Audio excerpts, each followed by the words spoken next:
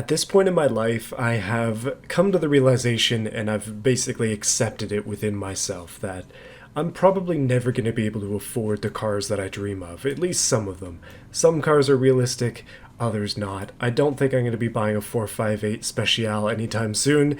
I don't know if I'm ever going to have enough money to buy a Ferrari. It's probably not going to happen. So that got me thinking, what would a base model supercar be like? I mean, if you think about even a Porsche 911, that's not, well, it's a supercar, especially when you get up into the GT3s and over.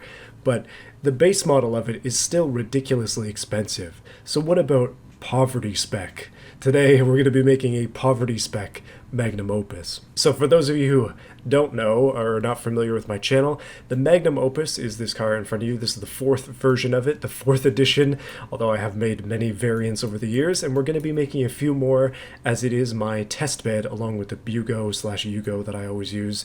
But this is supposed to be my crowning jewel, my greatest achievement, my best car, and I really, really like this thing. It is a lot of fun, and it is pretty ridiculous. Currently, it has a 2700 horsepower inline six, which is insane. 5 liters.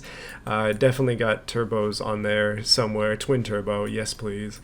It's a pretty ridiculous car, made entirely out of carbon fiber. I love the thing to death, but let's make the stripper model.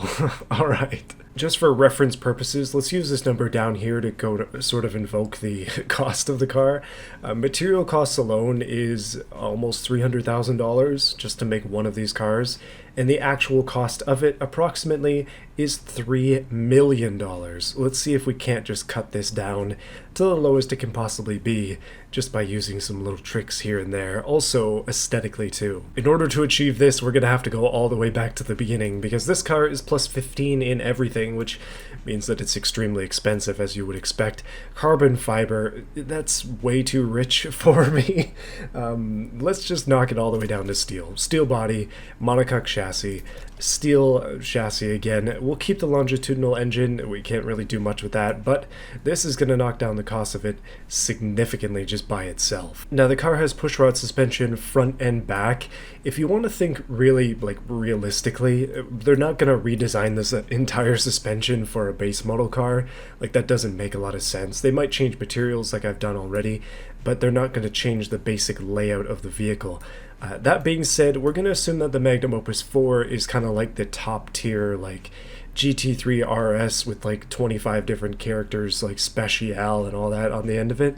So it's a very hyper version of the car, which means we're going to go double wishbone on the front and the back just to lower the cost down even further. You can see things have already gone down significantly. That materials cost thing used to say $60K. And obviously, this not being the most special of the special cars anymore, it's going down to quality 0, which should save us, again, a ridiculous amount of money. We're already down to 1.7 million. That is almost half the money just in body materials. Okay, so I should probably change this engine. This is a clone of a clone of a clone, but it's time to make it a little bit different. Obviously, we're not going to be able to get away with a 2700 horsepower, like full magnesium block like setup.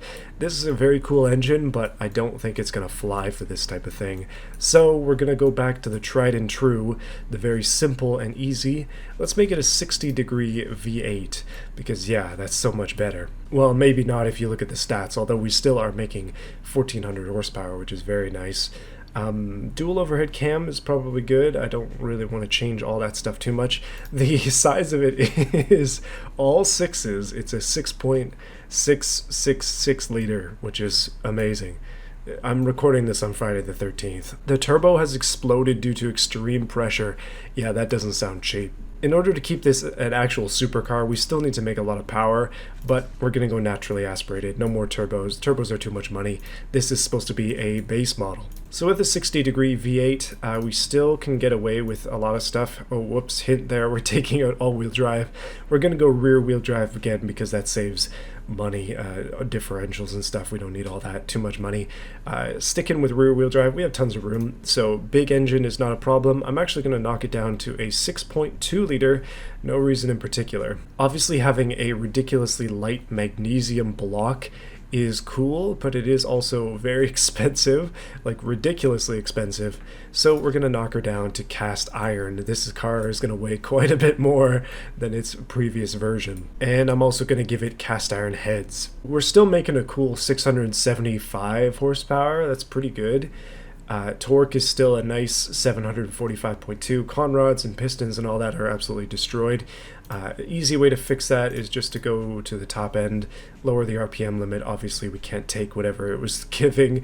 6,800 RPM is the limit of the Conrods, so probably have to dial it all the way back there. But I need to come back to this anyways, because I think that this is way too much. Let's do forged steel stuff. This is still good, like, quality componentry. It's just not as crazy as it could be. The Conrods specifically, they're having trouble with that high RPM. Okay, fixed it. Basically just had to knock the pistons down to cast light. I believe we can get away with a little bit more RPM than we got. We're still making a very nice 672 horsepower. That is nothing to laugh at there. That is good power and no reliability issues at all. Okay, a little bit of a tune for power, and we're making a cool 722 horsepower, which is amazing. Definitely no problems here. We got good stuff on the valves and the headers and everything. It's all beautiful. I'm liking the way that this looks, but I'm still seeing a few too many exotic components, including ITBs, extremely fancy exhaust. I think we can do better, although some of this, like this is short exhaust here, we can do more than that. This is insane, by the way. Look at the size of the pipes off this lad. Okay, I got a couple more things to tweak. Okay, so I've done some major tweaking of the engine, basically taking off all the ridiculously expensive components that are on here. We've gone down to a performance mid intake. We're still running a tubular mid exhaust instead of having the like super short stuff that was on there for the turbo.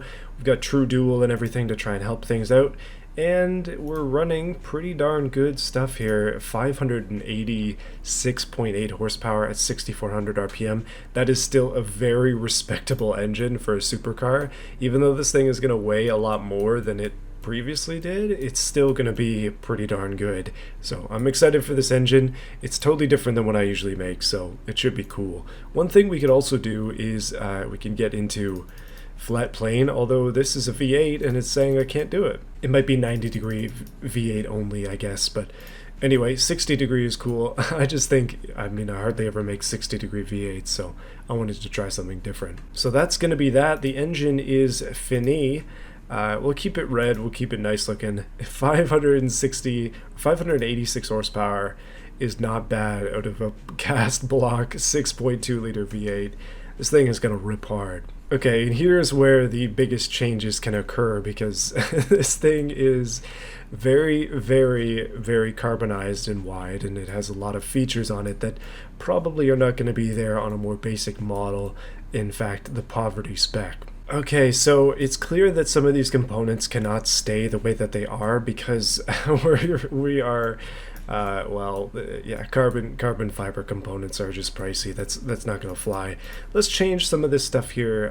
This is a carbon fiber, I believe, so that's going to have to be changed to paint, and that is a really, really ugly paint. Wow. The Magnum Opus has been a lot of things, but I don't think it has ever been white. Maybe it's time that I made it white, or at least a white version of it. Wow, that is extremely white. I don't know if I can live with that. Nah, it's gonna be orange. I like orange too much. There you go. Gone is the convertible setup. We definitely aren't gonna be running a convertible within our budget constraints. So I'm going to make all the trim plastic, and I'm just gonna make it like a black plastic because, again, base model, we need to keep things more simple, so Dragon is now plastic. Out of curiosity, I just wanted to see how we're doing on the costs, and we're currently still rocking $1.4 million, so down quite a bit. I've lowered the cost in materials by over 100K, so that's not bad. The fuel economy has gotten significantly worse though, which is amazing. Okay, back to the trim, back to the morphing. This car, I believe, has been moved out, so I gotta move her back in. Yeah, I widened the car quite significantly, so I'm basically just removing that extra width that I added because, again, we just don't have that much metal in the budget. Fixtures, there's a lot of stuff that's breaking, but there's a lot of stuff that isn't going to be there anyways, so say goodbye to, what was this? I don't even know what this thing was. Naturally, the big wing is gone. Naturally, the small wing is gone. Naturally, the vent cover for this is not necessarily gone, but it is going to be painted a plasticky color in order to hide the car's engine, because this is not the kind of engine that you want to show off. The trim that was on top of the thing, gone. This giant hood scoop, gone. These big pieces here, gone. I feel like I'm just taking away all the detail. This stuff, gone. All these vents, don't really need them anymore. It just doesn't make sense on a more basic vehicle. This gas cap, I'm going to replace it with a more simplistic one. You don't need that fancy racing gas cap. Something basic will do. Side skirts, gone. Gigantic splitter, gone. Front splitter, that has to go too.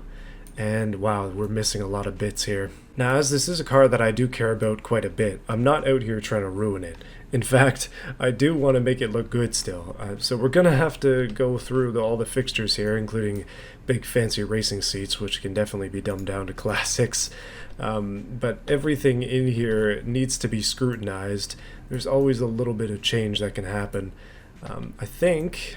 Oh, stuff like the dashboard and stuff is probably going to stay. But I want to get rid of that. Ooh, the car actually has a front end now. Strange, I'm not used to that. So I'm going to kind of take these pieces here and just convert all of them into Dragon ones. Because it's the same materials, it's just now it's using, well, it doesn't actually have to be transparent like that anymore. The piece de la resistance of this entire build is going to be my favorite change, which is we're going steel wheels. Oh my goodness, base model ahoy. That is brilliant looking. It looks really good with those on. Just look at that style. Doesn't the car look a lot more basic just as is? Like, there's so many... Well, okay, there's been a lot of changes, but they've been all kind of fairly minor. I've basically just taken things, made them plastic, and cut a whole bunch of parts off the car, and now, would you look at that? It's not even the same car. I'm keeping the Uniwiper. I just think that's really cool. What I want to do with the headlights is I'm going to take one of them and then plastic it, because I just feel like that's probably the best way to do this. Actually, it doesn't look terrible like that either. Now, the way that I've done this is basically how you would think that game developers optimize games. It's like they go in, they take everything out, they take out transparency, and then it's like, boom, it's done, right? But a lot of the times when game developers are making games for lesser systems, they have to reinvent things. So they have to redo the lighting system, they have to redo the physics engine or something like that to get it to run on a lesser system, aka the Switch and like the Witcher games or something like that. But what I've done is the most basic possible way of doing it, where you literally just recolor things, make everything more simple, and then that's it, right? I want to do a couple of small changes just to give it a little bit of character, because as it sits, it's just very basic, and there isn't much going on. I was even tempted to take this off, and then there's just nothing. No pieces. So instead of having no lip, let's just give it a cheaper lip. There we go, that's a plastic lip on the front. Looks pretty good. That's actually 3 of them together, by the way, so it should be pretty decent on downforce. But that gives it a little bit of character, just a little bit. Let's do the same thing on the back, although I kind of like the emptiness, so maybe not. Man, this car is basic and very, very fun. Let's go ahead and make the drivetrain worse. So, basic supercar. It's currently a 2-speed dual clutch. How the heck did that happen? Maybe I made it electric or something, and that's why I did this, but 999 seconds to get to 0 to 60, because the speed limiter is probably set to way too low. It can't do anything in first gear. Sometimes cars will have a manual transmission as standard, and that is like the base model transmission. But sometimes you actually have to pay extra to get a manual transmission. So what we're going to do is give it a manual transmission. I was going to go CVT. I was going to make people scream and squirm and cry and all that stuff. Let's just go manual. Keep it simple. And we'll give it a 5-speed. That's probably reasonable. That's not crazy. 5-speed is like basically standard. So you can see our gearing setup is not amazing. 0 to 100 in 4.5 seconds is pretty darn good though. Spread is decent. First gear is 84 kilometers an hour, which is pretty fast. I think I might be able to tweak this a little bit better. I'm kind of liking this setup here with the 408 top speed. First gear is 80 kilometers, spacing is still 50. Actual gear ratios, by the way, is here. So that seems pretty reasonable, actually. That's not bad. This should work well. We currently have an electric LSD.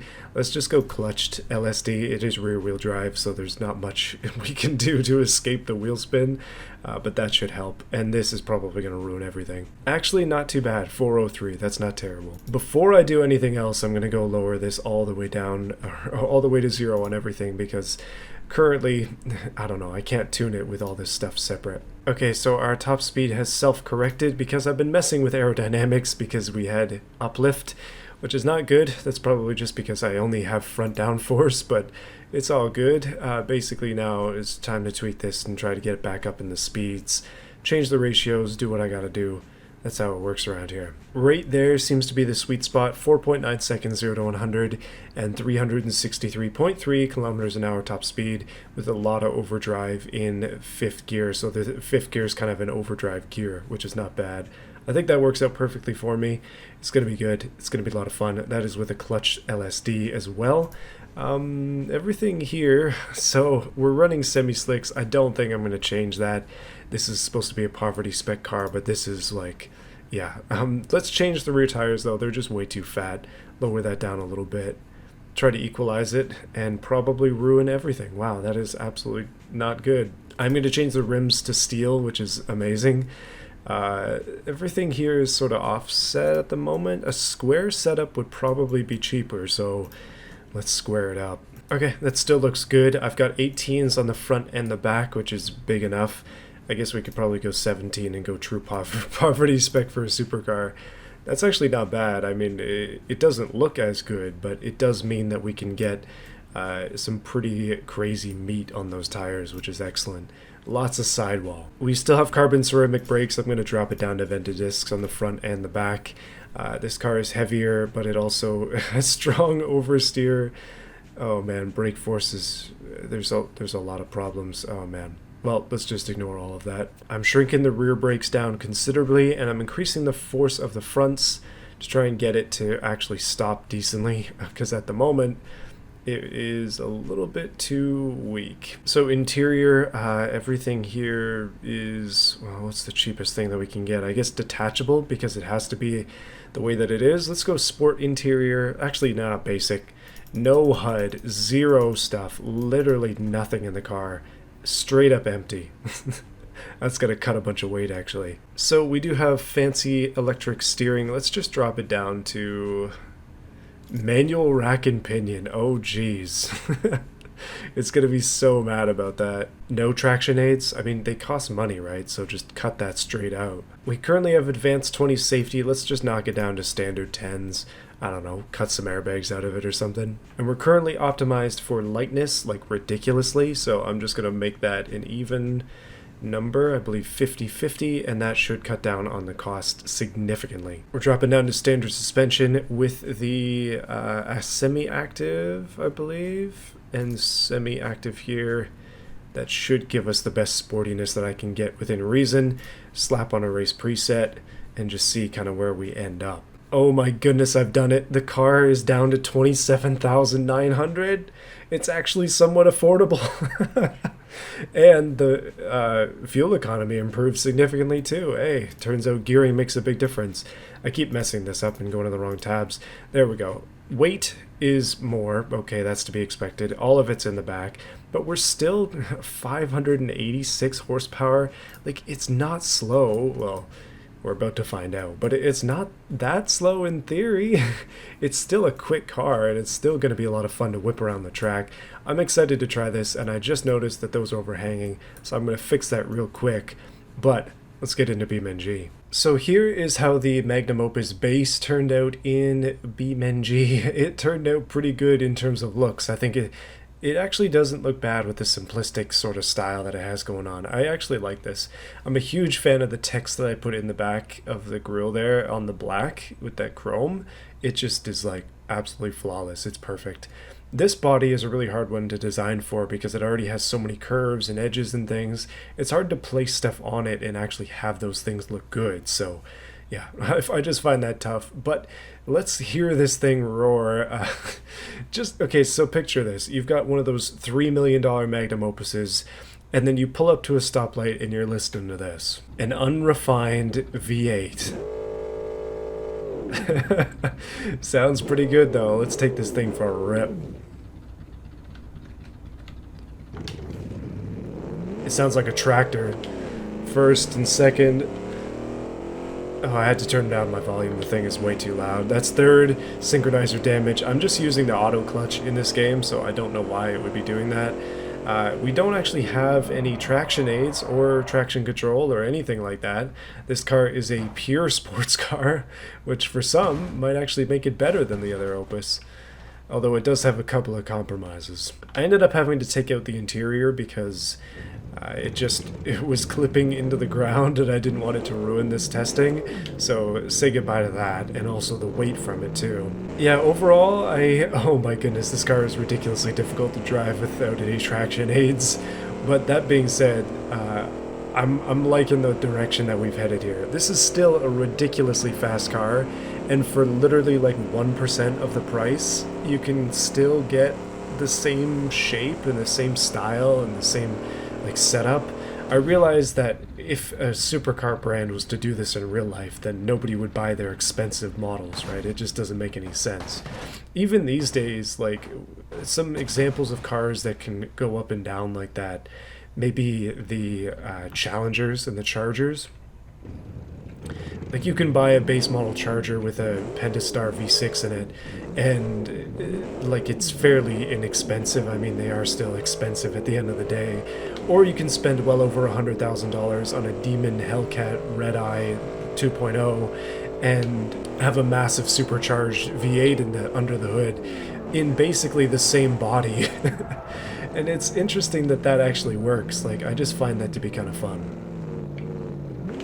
But if Ferrari did the same thing and they had a LS version of their cars or something like that, can you even imagine the uproar in the Ferrari community? As soon as those cars don't become as collectible as they once were, people just go nuts because it's all a big like trading scheme. Honestly, now I'm going to use my platform to discuss things that I dislike. But okay, one of the things that I think we could all kind of get behind is people who buy limited edition cars and then just tuck them away and never use them. They sit in collections, they sit under a tarp in a back alley somewhere, basically waiting until they have appreciated and then they sell them off. I absolutely hate that stuff. For me, like, cars are made to be driven, and even the most expensive fancy cars should at least be driven a little bit. I know that some cars are more like it belongs in a museum, and that's fine, but people should not be buying normal Ferraris and just never driving them. Those cars are made to be driven. The engineers spend a lot of time making that car have the handling it does and the prestige and all of its stuff. Take advantage of it. I'm not a garage queen kind of guy, but I get it. I understand wanting to keep your stuff as pristine as possible. But from my own perspective, and in my opinion, I just don't see that way. And I also have a really hard time with things being wasted in my mind. Like, if I have something and its potential is not being used, I feel like I'm wasting it. It's like, why do I own this if I'm not using it to its potential? And in a lot of ways, that's not always the best idea to have. Like, I'll never be able to use the fullest potential of everything I own. I just don't have time for that kind of thing. But it also kind of helps keep excess away, because I think these days we tend to have too much stuff, and I am very, very guilty of that. I have way too many hobbies, way too much stuff, and I've been trying to purge some of it. I've been wanting to talk about this for a while, actually, but I will do so more in detail in some upcoming videos. I actually just bought a GoPro, speaking of hoarding things, but I bought a GoPro specifically to use to record some more IRL stuff. So I would stop being lazy about it and having excuses and stuff. I need to kind of just work and get my ideas out of my head, but I'm going to record some more videos. I'm going to be cleaning up my garage and doing some Tibron stuff.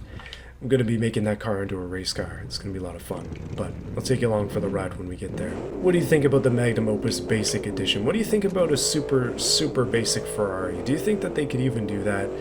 Do you think that they could come out with like a $40,000 or $50,000 Ferrari these days and not have it sell out like instantly and then be back ordered until the end of time? Like, I feel like that would probably be the outcome that happens, because rich people would walk in, they'd buy like 6 of them, and then the average person wouldn't even be able to get one. And then they would be selling for way more than they're worth, just like the Ford Maverick trucks. Isn't it funny how vehicles that are supposed to be cheap get bought by people hoping to sell them for more money just because the supply is limited? Like, ugh, I hate that stuff.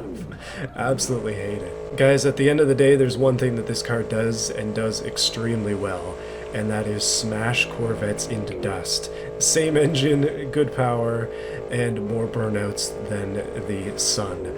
Boys, this is going to be a big fun thing at the Hellcat meetups. Oh jeez, until it ends up over a bridge. But thank you for watching this video. Hopefully you enjoyed it. Thank you for the recent support on the channel. If you like this video, be sure to like it and subscribe if you enjoy these videos and you want to see more of them. I really enjoy making these automation videos, and I've been doing one every week for the last couple weeks just because I have so many ideas. I gotta get them out. I gotta get them out of my head. There's too much going on up there. But I've got more things coming up. I've got more ideas. Maybe we can do some base model cars. Maybe we can do some luxury cars. What about a Rolls-Royce Yugo? Sounds fun to me. Until then, guys, thank you for watching. I'll see you soon. Big thank you to those who are in the VA tier of my YouTube memberships. I really do appreciate you guys a lot. I just wanted to thank you all specifically by name, as I do every single week that I make one of these automation videos. But some people have been supporting for like years, which is insane. 44 months plus, like it's absolutely nuts. Yeah, no, I do this because I appreciate you guys, and it's hard for me to even like fathom it sometimes, but it's crazy that you guys are willing to support in this way. That being said, let's go. Overlord, Terry01, Sinlab, J Pope, Davis Heister, Baja Blast, Goofy Place, Phoenix Shark, Mancini Country, Shadow Jasper, and I Look Valheimo. Thank you for watching this channel. Thank you for supporting, guys. I'll see you again next time.